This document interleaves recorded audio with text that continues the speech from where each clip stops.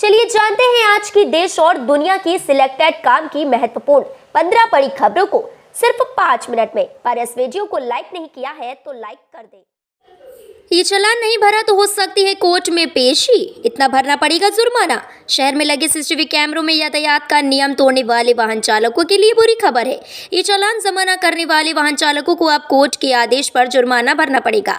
इतना ही नहीं, आरटीओ से उनका कोई काम भी नहीं होगा। साथ ही ट्रैफिक पुलिस के हत्थे चढ़ने पर उनके पास बकाया ई चालान का सारा रिकॉर्ड होगा। ये चालान वसूली का नया सिस्टम लागू हो गया है। इसके तहत 1 फरवरी से 5 मार्च तक शहर में करीब 7,000 ई चालान बन चुके हैं।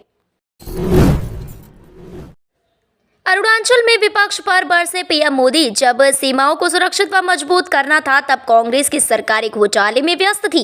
प्रधानमंत्री नरेंद्र मोदी ने अरुणाचल दौरे के दौरान आज कई विकास परियोजनाओं का उद्घाटन और शिलान्यास किया। इस दौरान प्रधानमंत्री मोदी ने सेला सुरंग का उद्घाटन भी किया। इस अवसर पर आयोजित एक कार्यक्रम में प्रधानमंत्री मोदी ने कहा कि पूर्वोत्तर के विकास के लिए हमारा विजन अष्टलक्ष्मी का रहा है। साउथ एशिया और ईस्ट एशिया के साथ भारत के ट्रेड, टूरिज्म और दूसरे रिश्ते की एक मजबूत कड़ी यहाँ हमारा नॉर्थ ईस्ट बनने वाला है।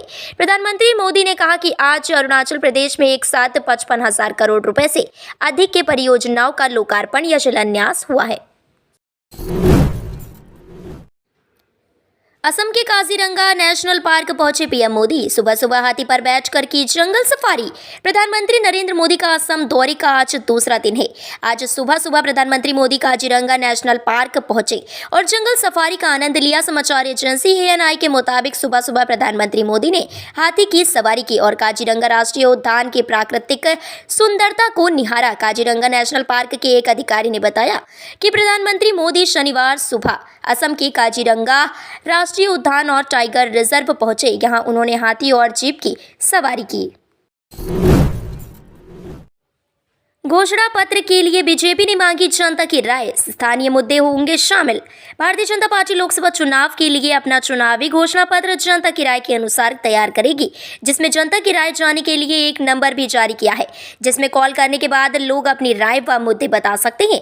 भाजपा जिला अध्यक्ष डॉक्टर योगेश पाल गुप्ता, लोकसभा प्रभारी अनूप भदौरिया, भाजपा नेता राम कुमार माहेश्वरी, महामंत्री अरविंद सिकरवार व चारू कृष्ण दंडोतिया ने दी। इस दौरान उन्होंने बताया कि देश के प्रधानमंत्री ने 2047 तक भारत को विकसित भारत का संकल्प लिया है। राजनांदगांव में 11 मार्च को प्लेसमेंट कैंप। रोजगार कार्यालय में सुबह 10:30 बजे से दोपहर 3 बजे तक भर्तियों के लिए होंगे इंटरव्यू। राजनांदगांव में 11 मार्च को सुबह 10:30 बजे से दोपहर 3 बजे तक प्लेसमेंट कैंप का आयोजन किया जाएगा। प्लेसमेंट कैंप में alert SGS private limited Lalpur ने कई पदों पर भर्तियां निकाली हैं। जिला रोजगार एवं स्वरोजगार मार्गदर्शन केंद्र में प्लेसमेंट कैंप आयोजित होगा। प्लेसमेंट कैंप में security guard, assistant supervisor, security supervisor, carpenter, security guard, marketing जैसे विभागों में भर्ती की जाएगी। दूसरी कंपनियां भी प्लेसमेंट कैंप में भर्ती के लिए आएंगी। वल्लभ भवन में लगी आग पर कमलनाथ का बीजेपी पर हमला। मध्य प्रदेश की राजधानी भोपाल के वल्लभ भवन में शनिवार सुबह भीषण आग लग गई। इसमें सरकारी दस्तावेजों के जलकर खाक होने की आशंका है। इस घटना को लेकर पूर्व CM कमलनाथ ने बीजेपी पर हमला बोला है। कमलनाथ ने कहा कि बीजेपी की हर सरकार भ्रष्टाचार को छिपाने के लिए अग्निकांड का सहारा लेती है।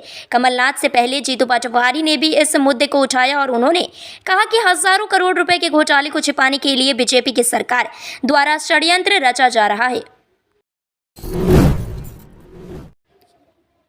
14 मार्च तक पहाड़ी राज्यों में बर्फबारी का अलर्ट। इन राज्यों में हो सकती है बारिश। मौसम विभाग ने पश्चिमी हिमालय क्षेत्र में बारिश और बर्फबारी की भविष्यवाणी की है। IMD के मुताबिक अगले 2 दिनों तक रायलसीमा, तमिलनाडु, पुडुचेरी, कराईकल और केरल में गर्म और आर्द्र मौसम रहने की उम्मीद है।